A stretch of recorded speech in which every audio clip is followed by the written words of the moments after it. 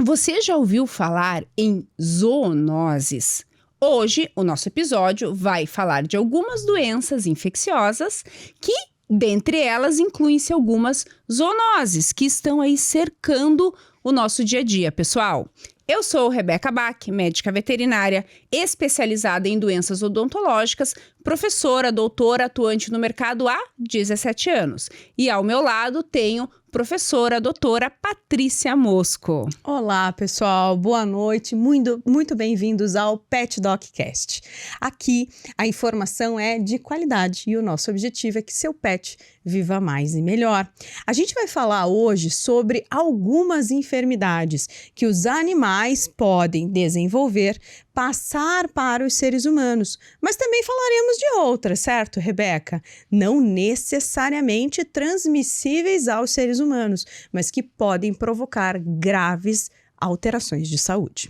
E por que nós escolhemos algumas doenças para conversar aqui com vocês, pessoal?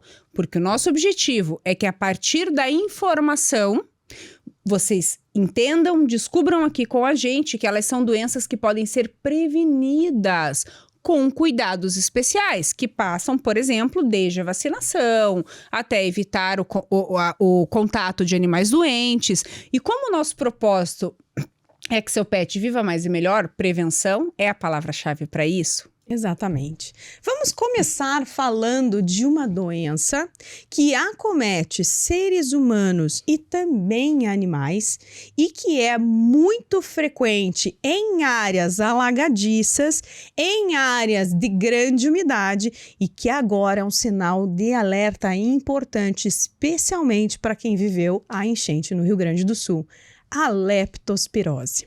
A leptospirose é uma doença que é transmitida para nós e para os animais a partir do contato com a urina do rato contaminada. E olha que interessante, que safado esse tal desse rato.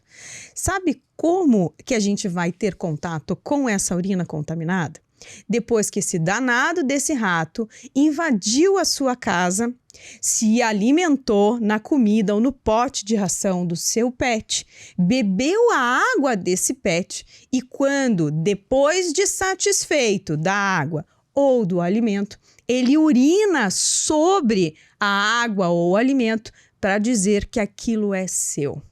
E se esse rato tiver a bactéria da leptospirose na urina, então ele contaminou a água ou a comida do seu pet. Além disso, se ele urinar em ambientes, em áreas de muita chuva, pessoal, alagados, como presenciamos recente no Rio Grande do Sul, e essa água tem contato, essa água contaminada com essa urina, com essas bactérias, tem contato com a pele, com membranas mucosas que a gente fala, E isso é muito comum em enchentes, em que as pessoas ficam com parte do seu corpo, os pés, as mãos, as pernas, submersas nessas enchentes. Essa bactéria tem a capacidade de penetrar nos poros das superfícies corpóreas. Se houver uma lesão na pele, facilita ainda mais. Mas não é só isso. O contato direto com a urina ou no momento de lavar um local que esteja sujo e contaminado e mesmo assim você tiver contato com essa água de limpeza sem botas ou descalço ou mesmo seu pet cheirar ou lamber essa água de limpeza, ele também pode se contaminar. E nós, enquanto médicos veterinários, você aí como tutor, se tiver contato com a urina do seu cão que esteja doente, também é um foco de contaminação. E olha que importante a gente falar disso. A leptospirose é provocada por uma bactéria. E essa bactéria, a partir do momento em que ela entra dentro do corpo e passa então a se multiplicar, ela pode levar a lesões em diversos sistemas. E a leptoclássica, a leptospirose clássica, aquela que a gente já ouviu falar e que associa com amarelão, olhos amarelos, membranas mucosas amarelas, sangramentos, não é necessariamente a mais comum hoje em dia. E isso justamente se dá porque não existe um tipo único de bactéria que leva ao desenvolvimento da lepto. A leptospirose é causada pela leptospira, mas existem vários tipos de leptospira e cada um desses tipos pode levar a uma variação da doença diferente. O animal pode ter apatia, que pode ser decorrente, por exemplo, da febre que ele esteja apresentando, pode reduzir o apetite, dor de cabeça, dor muscular, que isso ele não fala para nós, mas ele manifesta sob a forma de apatia, de prostração, de redução do apetite. Pode ter, como a Patrícia falou, né, a pigmentação da pele, das mucosas, dando aquele aspecto de amarelão. Pessoal, essa doença pode ser muito grave, inclusive ser fatal. E sabe qual é a grande preocupação?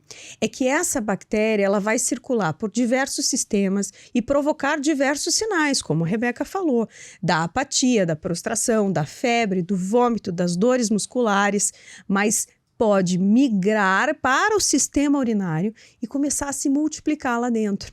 E uma vez que essa bactéria passa a se multiplicar dentro dos rins, a urina do cão passa a ser uma urina contaminada. E nós, tutores, se entrarmos em contato com essa urina contaminada de forma desprotegida, podemos também adquirir a lepto dos nossos próprios animais. E um dos problemas mais graves que a leptospirose pode causar é a insuficiência renal aguda. Ela tem um tropismo, uma tendência a lesionar gravemente os rins. Mas a parte boa é que tem como prevenir essa doença. De que forma, doutora Patrícia? Pessoal, os ratos, infelizmente, estão presentes nas nossas vidas, tanto no campo quanto nas cidades. E por mais que a gente tenha todo o cuidado com o asseio, com a higiene da nossa casa, nem sempre o vizinho faz a mesma coisa. Veja, eu moro numa região de chácaras e nessa região de chácaras nós não temos plantações, mas temos sim ratos. E esses ratos, eles vão atrás de qualquer resíduo de alimento que fique no ambiente, especialmente restos de ração. Então, sabe o que é uma das medidas mais simples que a gente pode tomar para tentar evitar o contato do rato com a água e com o alimento? Usar potes elevados. Então, colocar potes suspensos ou usar, artifícios que deixem esses potes de comida mais altos ou os potes de água mais altos pode dificultar o acesso dos ratos a essa comida, a esse alimento, a essa água e, portanto, se ele não se alimentar, ele não irá urinar ali. Um outro detalhe importante, evite deixar, especialmente se o alimento fica para o lado de fora, com os cães de porte médio e grande, evite deixar a comida exposta e à vontade ao longo de um dia inteiro. Procure manter horários fixos para alimentação e se houver restos de alimentos, se o seu cão não comer tudo, retire esse resto e não deixe exposto, justamente para que não seja um chamariz para os ratos chegarem até vocês. Além do manejo ambiental, pessoal, a vacinação também protege contra a leptospirose. Na vacina óctupla, dentre as proteções que ela oferece, uma delas diz respeito à leptospirose e a leptospira e seus sorovários, porque tem mais, como a Patrícia falou, mais de um tipo de leptospira. Só que a duração da imunidade da vacina contra a leptospirose é de no máximo 1 ano. Portanto, se o seu animal está em ambiente em que tenha risco de contato com resíduo de rato, a urina no caso, contato com rato, é importante manter essa vacinação sempre em dia. Ou então, utilizar a vacina específica para leptospirose, Paty, que é uma coisa que não é tão frequente no nosso país. Exatamente. A vacina é um dos métodos mais importantes. E nessa vacina, por mais que você tenha a vacinação contra 2 tipos de leptospirose, existe a imunidade cruzada. Então, a vacinação contra um tipo pode levar à proteção contra os demais tipos. Então, esse é um dado bastante importante. Em regiões de risco, então regiões alagadiças, regiões em que você sabe que existe circulação de rato, é muito importante a revacinação anual. Perfeito. Próxima doença, doutora Patrícia, vamos falar um pouquinho sobre raiva. Raiva é uma doença que não é frequente, ainda bem, mas é fruto de muita preocupação, especialmente quando diz respeito a animais de rua, a brigas entre animais, quando o cão ataca seres humanos. Sempre o tutor, os médicos ficam preocupados em relação à raiva. Vamos falar um pouquinho sobre ela? A raiva é muito preocupante, Rebeca, e foi muito preocupante algumas décadas atrás, porque a raiva é uma doença transmitida por um vírus. E esse vírus, ele tem uma predileção pelo sistema nervoso. E ele caminha devagarinho dentro do sistema nervoso até atingir o cérebro. Qual é o grande problema? Ele faz uma desregulação muito importante na região de modulação do comportamento. E o comportamento passa a ser um comportamento raivoso. Por isso, o nome da doença é, então, usada raiva. Então, o ataque, a mordedura, essa dificuldade de se conter o animal é, então, o seu principal sinal clínico e é o principal alerta, porque a raiva era comum há 2, 3 décadas atrás e agora voltou a acontecer no nosso país. Gente, a raiva não é brincadeira. Por quê? Porque a raiva tem um índice de mortalidade altíssimo. E uma vez que o risco de óbito é muito alto, então a prevenção se faz mandatória.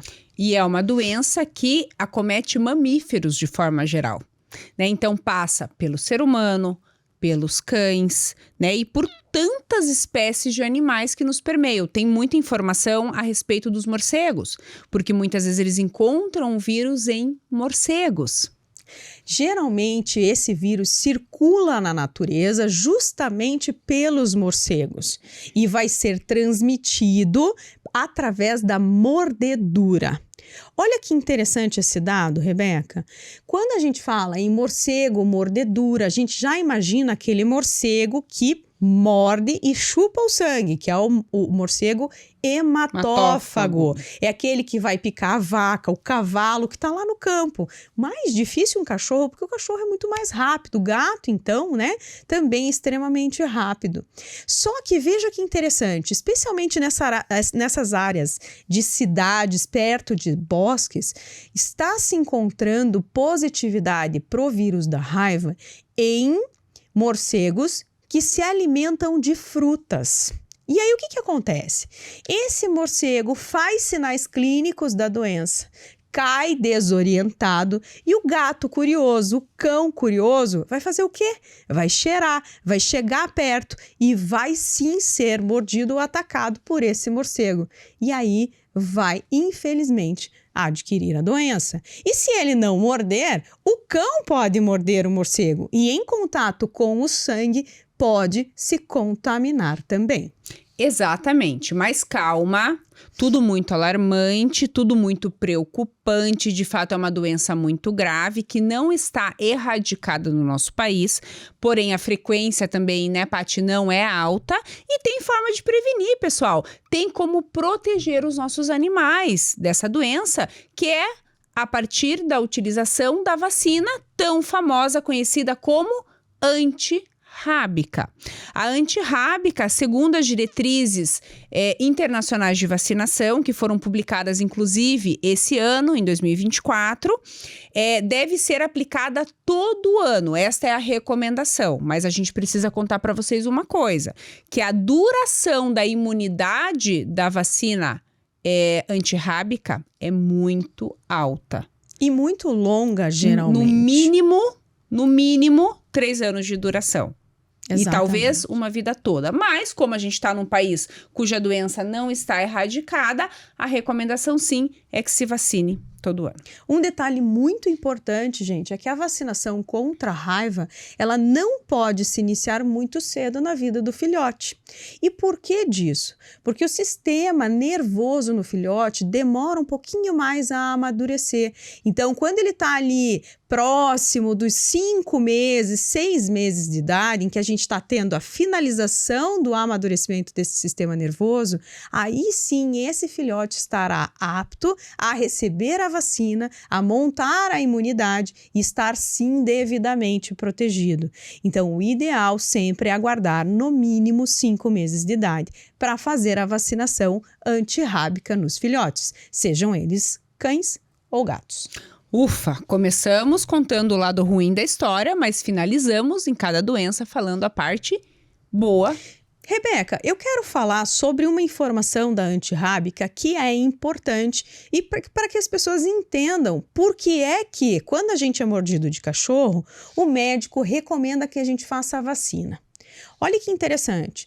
Como esse vírus ele caminha lentamente no sistema nervoso até chegar lá no cérebro, então esse tempo de caminhar pode ser um tempo que a gente ganhe com a vacina, induzindo através da vacina uma aceleração da produção de anticorpos contra o vírus da raiva. Então, quando você, né, ou alguém que você conhece, foi mordido por um cão, por um gato, que tem raiva sabidamente, então essa vacina ela deve ser aplicada para que o seu sistema imune rapidamente produza anticorpos e tenha capacidade de ir lá nesse vírus que penetrou e neutralizar esse vírus, ou seja, impedir que ele se multiplique e impedir que ele avance dentro do sistema nervoso. Então essa vacina, ela não é só preventiva, ela pode ser também tratamento. Agora, mudou-se o protocolo em humanos quando uma pessoa é atacada por cão e por gato. Se o cão ou o gato é conhecido, né, ou seja, da família, de vizinho, que sabe que o animal é vacinado, que é protegido, já não se faz de início a vacinação antirrábica. Acompanha esse animal, pede que se observe esse animal por uma semana e que se ele não apresentar nenhum sinal adicional relacionado à raiva, a pessoa não precisa receber. Agora, quando é um cão desconhecido, um cão de rua, sem histórico, aí realmente a vacinação da pessoa que foi mordida é bem importante. É verdade. Rebeca, e existe uma doença em gatos que, infelizmente, aqui na nossa região, ela é bastante frequente. Sim. E é uma preocupação também, porque pode ser uma zoonose. Essa doença faz com que o gato fique com um narizinho, parece uma bolotinha, e nós chamamos de nariz de palhaço. Conta para os nossos iluminados, que doença é essa? Essa doença é chamada de esporotricose.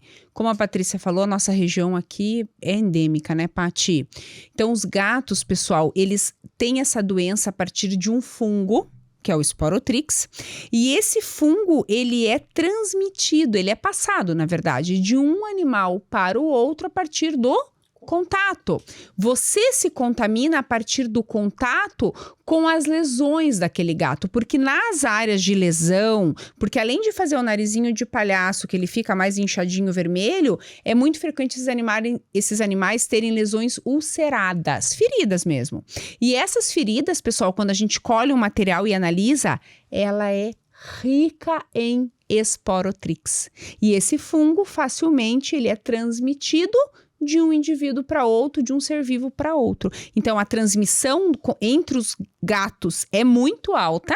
Por isso que os gatos de rua, gatos que são domiciliados, mas que têm acesso à rua, aquele acesso noturno, aquele acesso não controlado, eles acabam se contaminando e aí contamina a casa e a família, né? O ser humano também. A forma de prevenir a esporotricose, ela passa pelo quê, doutora Rebeca? A forma de prevenção de esporotricose passa por manutenção desse animal intradomiciliar. Evitar que esse animal tenha contato com animais doentes, pessoal, porque até então não existe vacina. E sabe qual é o grande problema da esporotricose, além de ser uma zoonose? O tratamento, gente, é muito longo. Lembra que os fungos, para quem não sabe disso, vamos contar, né? Sim. Os fungos, eles se multiplicam e eles têm um ciclo de vida muito longo. Os tratamentos com os antifúngicos geralmente são muito longos. Quem tem aí uma micose na unha vai entender muito bem do que eu estou falando, porque micose na unha é provocada por um fungo. Então, como esses tratamentos, eles são muito longos, a gente tem muitos problemas que vêm junto com ele. O primeiro é o custo. Fica muito caro cuidar por muito tempo. O segundo, e mais importante do que o primeiro, o sofrimento ao longo do tempo, enquanto essa doença está presente. Pessoal, tem gatos, inclusive, que não aceitam receber medicação. Né? O manejo desse animal é difícil, dado o comportamento que ele tem já nato. E aí, como você vai tratar diariamente um animal que não permite, né, essa administração de medicamento, né, e do que é necessário? Lembrei de uma coisa, Paty, a gente falou que a contágio se dá por intermédio de contato com animais doentes, né? Mas esse fungo também, pessoal, ele está presente no solo e na vegetação. Então, os animais podem se contaminar se eles tiverem, né, contato com solo contaminado, com vegetação contaminada. Ele é um fungo ambiental. E qual que é o problema para o gato, né, Rebeca? Para os tutores entenderem qual que é a importância. Gente, esse fungo, ele faz esse nariz de palhaço e essas úlceras que a doutora Rebeca falou. E pode não ser só na face, essas lesões podem ser no corpo todo. É mais comum na face, pessoal. Justamente porque eles vão cheirar, vão farejar Sim. as plantas e o solo, né? Imagine essa rinite que se faz e úlceras, buracos enormes no meio da face. Os gatos, para comer, eles precisam sentir o gosto e o cheiro. E uma vez que eles não consigam sentir o cheiro normalmente, eles não terão interesse pelo alimento, não terão vontade de experimentar esse alimento. E esse gatinho, ao longo do tempo, vai emagrecendo e vai morrendo de inanição. Então, olha que cruel, né? Por causa de um fungo no nariz, formando uma rinite gravíssima e muito feia de se ver, esse pacientinho, esse gatinho, vai morrendo porque não consegue se alimentar normalmente. E por falar de nariz, vamos falar de gripe. Na verdade, existe a gripe canina e existe um complexo que a gente fala que não necessariamente é uma gripe felina. A gente chama de complexo respiratório felino, viral. Felino que também não é só viral. Na verdade, pessoal, é um conjunto de agentes, sejam eles bacterianos ou virais, podem estar associados ou não, pode ser só bactéria, pode ser só vírus ou pode ser tudo junto e misturado, que causam quadros respiratórios em gatos. Preferencialmente de via aérea superior, fazendo rinite, sinusite, causando produção de muita secreção, pode fazer conjuntivite. Então, são os gatinhos ranhentos, pessoal, com dificuldade de respirar porque estão cheios de secreção, com os olhos avermelhados, com secreção. Isso também traz um desconforto, né, Paty, enorme para esses animais. Esses gatinhos que fazem a rinotraqueite geralmente são os mais jovens. Aqueles que estão mais suscetíveis são aqueles que ainda não têm o sistema imune bem maduro. E isso faz com que eles percam a chance de desenvolver normalmente, porque não irão se alimentar normalmente e terão muitas vezes infecções e problemas secundários. Então, faz com que o gatinho tenha um atraso no seu desenvolvimento. E quando adultos ou idosos, esses animais podem sim, em fases em que eles apresentam alguma imunossupressão, então queda da potência do seu sistema imunológico por alguma outra doença concomitante, também manifestarem esse quadro de rinotraqueite. E a prevenção dessa rinotraqueite felina, doutora Rebeca? A prevenção se dá por intermédio de vacina. Esta é a boa notícia. E além da vacina, que vai prevenir, porque o sistema imune vai estar lá prontinho para responder frente ao desafio, caso esse animal tenha contato com esses vírus, com essas bactérias, evitar contato com animais doentes, que também é fonte de infecção. E a gripe canina? A gripe canina segue mais ou menos o mesmo raciocínio. Também é uma doença, né, uma síndrome causada por vírus e ou bactérias, ou seja, só vírus ou só bactéria ou tudo junto e misturado, que também vai trazer sinais respiratórios. Sabe qual que é o grande problema da gripe canina? É que ela é altamente contagiosa. Existem, na verdade, 2 vírus que provocam a gripe canina e, eventualmente, existe o envolvimento de uma bactéria. Essa bactéria pode passar para nós, seres humanos, mas não é tão comum assim. Esses vírus têm um poder de contágio muito grande. Então, se o cachorro do vizinho está com aquela tosse de cachorro, daqui a pouquinho espere que o seu pode começar. Essa transmissão se dá pelo ar, não necessariamente por contato.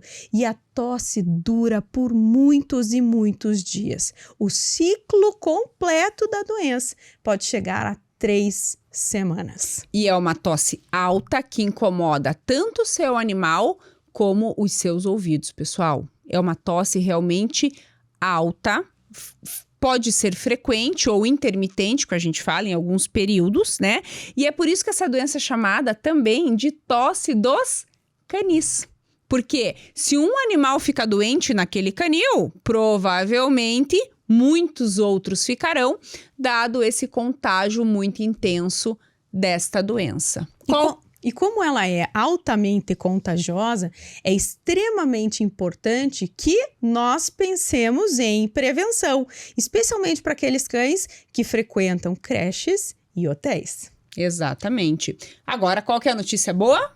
A prevenção existe e a prevenção é feita por meio de vacina. E existem vacinas diferentes para a gripe, não existem? Existe a vacina que é aplicada sob a forma de injeção, existe a vacina que é instilada no narizinho e também existe a vacina oral.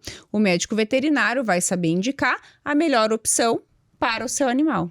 E atenção, essa vacina para gripe, assim como a vacina de gripe para nós seres humanos, ela tem um tempo de duração muito curtinho. Então, essa vacina é aquela vacina que precisa ser repetida com frequência. E essa frequência, via de regra, é anualmente. Exatamente. Paty, e vamos falar de uma dupla de doença que todo mundo já ouviu falar o nome. Tenho certeza disso.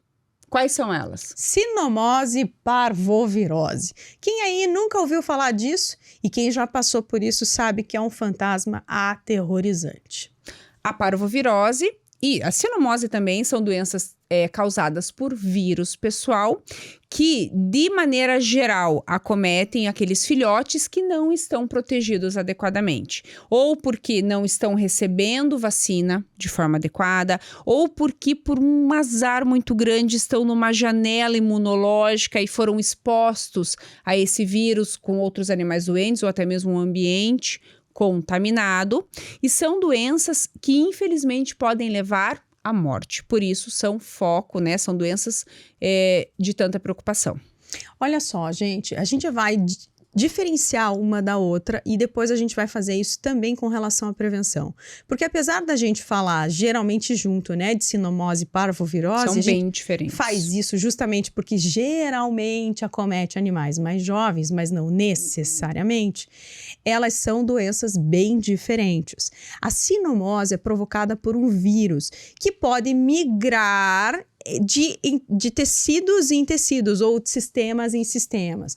Pode comprometer sistema nervoso, ocular, gastrointestinal e até mesmo a pele. Então, os sinais de sinomose podem ser bolinhas amarelinhas, que nós chamamos de pústula, na parte interna das coxas. A gente pode ter o ressecamento dos olhos, o olho seco com aquela secreção amarela que parece pus, mas na verdade é a parte mais mucoide da lágrima. A gente pode ter tiques nervosos, crises convulsivas com o vírus da sinomose, além de vômito e diarreia. Secreção nasal, né, a secreção ocular, conforme você falou. Esses animais podem desenvolver quadros respiratórios graves. Sim, exatamente. Tendo tosse e espirros também como sinais adicionais. Exatamente.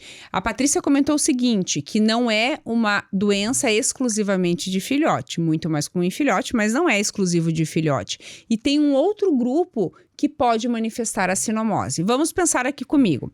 O animal teve contato com o vírus quando ele era filhote, mas o sistema imune dele entrou numa batalha e conseguiu fazer com que esse vírus ficasse dormente no organismo. Quando esse animal, então, ele cresce, envelhece, quando ele tá lá idoso, e ele passa por uma imunossupressão, pela idade, por alguma doença que tá acontecendo lá no paciente idoso, de repente esse vírus acorda. E aí ele vai fazer normalmente lesão no sistema nervoso, que a gente chama sinomose do cão idoso, a sinomose do cão velho. E aí as lesões são muito graves no sistema nervoso. A sinomose também é altamente contagiosa e esse vírus pode permanecer no ambiente por até 6 meses. Pessoal, quem já teve um cão com sinomose em casa sabe o quanto é dramático e quanto os sinais são assustadores. E atenção, se você passou por isso, você não pode pegar um outro filhotinho logo em seguida. O ambiente certamente estará contaminado. O ideal é fazer todo o protocolo de higiene com água sanitária e a gente fala em algumas possibilidades, né, do uso da vassoura de fogo, que é colocar, né, fogo nas regiões, lógico, desde que não seja nada inflamável, para tentar queimar e acabar com o vírus. Mas o vírus pode persistir em potes, em panos, em caminhas e mesmo, gente, nas nossas roupas. Então, o ideal mesmo é ter esse período de afastamento sem a circulação de nenhum animal naquela área para evitar o risco de contaminação. Exatamente, a gente chama isso de vazio sanitário, certo? Mas mais grave ainda, Paty, em relação a esse cuidado ambiental, diz respeito à parvovirose.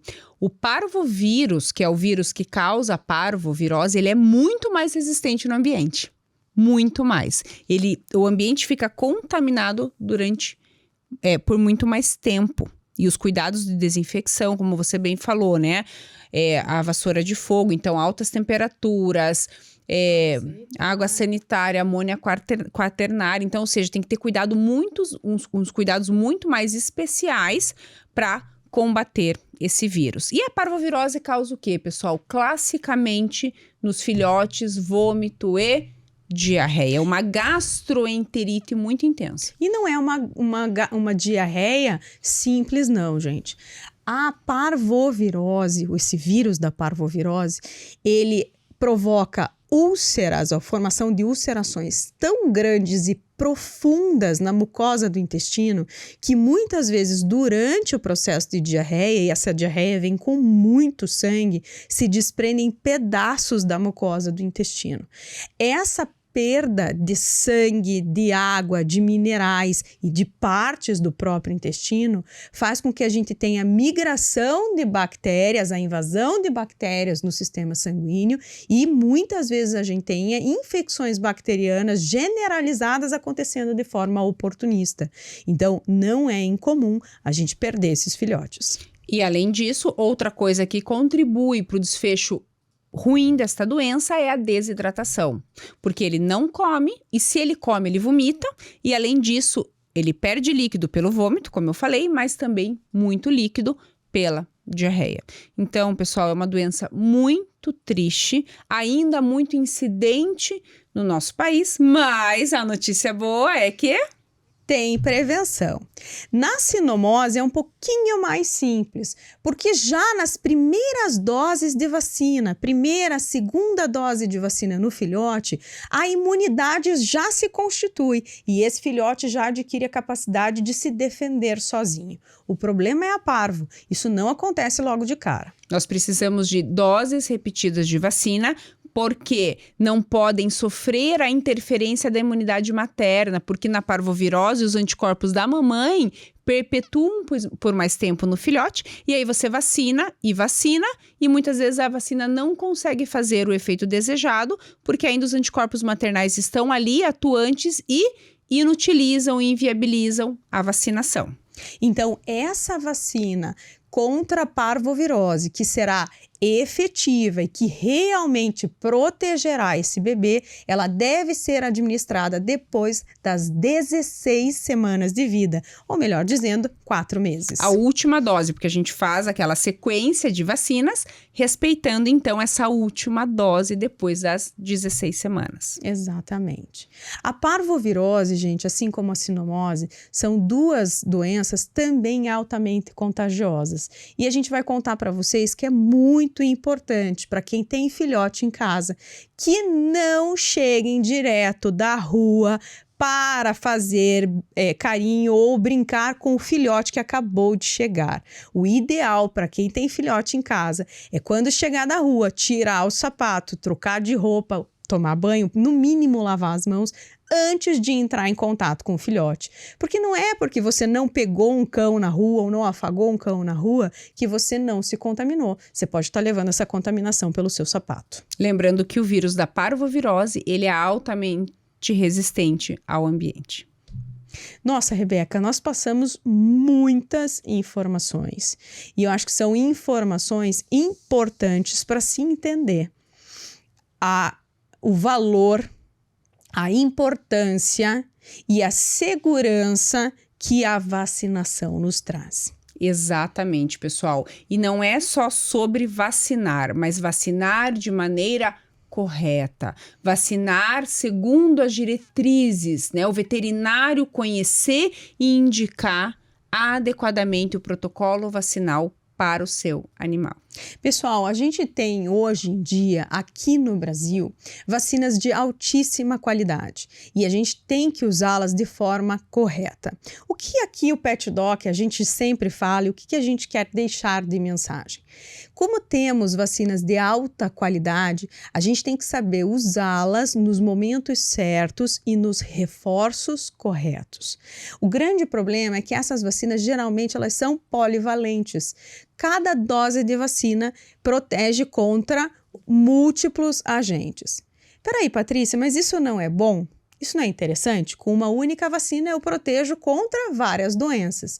Calma aí, é que cada doença tem um momento específico de revacinação. Então, quando a gente está falando do filhote, em que a gente vai induzir a primeira imunidade, vacinar com uma única vacina vários agentes é muito confortável realmente. Mas os protocolos de revacinação acabam sendo um problema, porque a gente vai continuar estimulando o sistema imune contra doenças em que o sistema imune já está apto a responder e que a gente não precisaria. O ideal mesmo seria que tivéssemos vacinas específicas para cada doença. Então, olha só, quando você escutar por aí de que existe imunidade para esse agente ou para aquele, eu não preciso vacinar, pode ser verdade. O X da questão é, se tivéssemos vacinas que fossem fragmentadas, teríamos sim o conforto de escolher exatamente com o que vacinar e em qual momento. Porque o objetivo, pessoal, é vacinar o seu animal de maneira personalizada, dados os riscos ambientais a que ele está sujeito, para que ele não receba nem vacina de mais e nem vacina de menos. E, acima de tudo, quando for receber, que receba uma vacina de altíssima qualidade. Pessoal, não deixe de conversar e de trocar essa ideia com seu médico veterinário. Um protocolo vacinal individualizado. A professora Rebeca falou agora há pouquinho a escolha da forma de se administrar a vacina da gripe, por exemplo. Se vai ser injetável, se vai ser a oral, se vai ser a intranasal. Passa muitas vezes por todas as informações de vida e dos riscos que esse paciente está submetido. Então, discuta com seu médico veterinário o que realmente é importante para o seu pet. Exatamente. O nosso objetivo, pessoal, com essas informações é munir você de conhecimento para que você tenha uma visão crítica, não aceite tudo que lhe seja dito, né? Porque a gente quer que o seu pet viva mais, viva melhor. Vacina de alta qualidade, vacina na medida certa. E um outro detalhe, né, Rebeca, que eu sei que é bastante comum e eu vou puxar o ganchinho aqui antes da gente finalizar. Gente, façam vacina com o médico veterinário. Não compre a vacina no balcão do aviário. Por que eu estou dizendo isso para vocês? As vacinas, elas precisam ter um rigoroso processo de produção, de transporte e de armazenamento para que tenham realmente a resposta que nós desejamos. Então, quando você compra a vacina e leva para sua casa e não tem o cuidado de manter a temperatura adequada, o manejo na hora de puxar, de diluir, de aplicar correto, você pode estar levando uma vacina achando que está protegendo, mas inviabilizou ela no caminho e aplicou algo que não vai ter efeito desejado. E se você aplicar a vacina no seu animal, ele estando doente, incubando uma doença, e que se um médico veterinário, antes de vacinar o seu animal, fizer um exame físico, um atendimento completo, ele vai conseguir identificar que alguma coisa parece não estar bem, e aí talvez não seja o melhor momento para vaciná-lo. Então existem N motivos para escolher uma vacina de qualidade e com certeza o seu médico veterinário tomará essa decisão. Exatamente. Não deixe que o barato te custe caro. E já que o nosso assunto hoje foi tanto sobre doença infecciosa como a importância da vacina, pessoal, nós não poderíamos deixar de agradecer a MSD, uma farmacêutica multinacional preocupada em prevenir doenças infecciosas nos nossos pets, sob a forma de vacina e sob a forma de produtos que protegem os animais contra ectoparasitas. Além da MSD, temos a Royal Canin como grande apoiadora. Royal Canin, assim como o Pet Doc, se preocupa com a qualidade de vida dos seus pets e também a longevidade. E para garantir que isso aconteça, uma dieta de alta qualidade é imprescindível.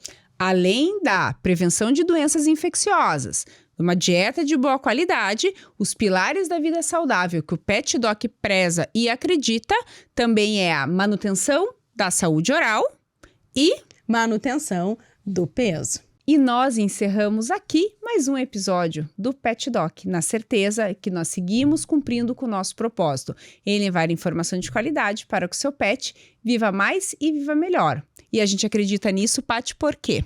Bicho é bicho. Gente é gente. Mas bicho e gente é família.